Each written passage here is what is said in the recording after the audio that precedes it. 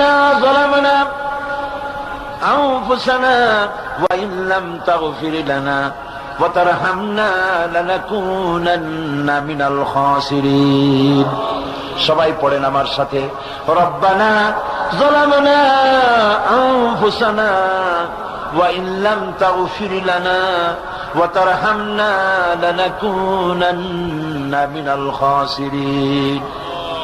রব্বুল আলামিন লক্ষ লক্ষ জনতা নিয়ে ঢাকা শহরের প্রাণ কেন্দ্রে আউটার স্টেডিয়ামে পল্টনের ময়দানে কোরআন শরীফের 3 দিন তাফসীরুল কোরআন মাহফিলের শেষ দিনে গুনার বোঝা মাথায় নিয়ে কোরআন শরীফ সামনে নিয়ে আল্লাহ তোমার দরবারে ভিক্ষুকের মতো দুটি হাত আমরা তুলে ধরেছি। রব্বুল আলামিন এই 3 দিন আমরা যারা কথা বলেছি, আমরা মানুষ, কথার মধ্যে যদি কোনো ভুল ত্রুটি হয়ে থাকে আল্লাহ দয়া করে আমাদের ভুল ত্রুটি মাফ করে দিয়ে পূর্ণ সওয়াব এনায়েত ফরমাও।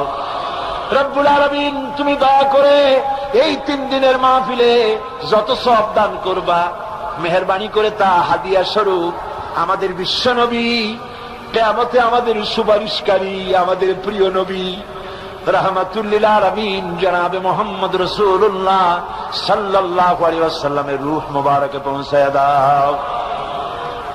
রাসূলের সাহাবী তাবিন তাবে তাবিন সিদ্দিকিন শুহাদা আম্বিয়া আলাইহিমুস সালাম আইম্মায়ে মুজতাহিদিন সালফে সালিহিন আকাবেরে দ্বীন উলামায়ে মুতাকাদ্দিমিন উলামায়ে মুতাআখিরিন আসফিয়ায়ে কেরাম तमाम পৃথিবীর মুমিন মুমিনাত যারা কবরে শুয়ে আছে আল্লাহ সকলের আরোহার পরে সওয়াব পৌঁছায়া দাও।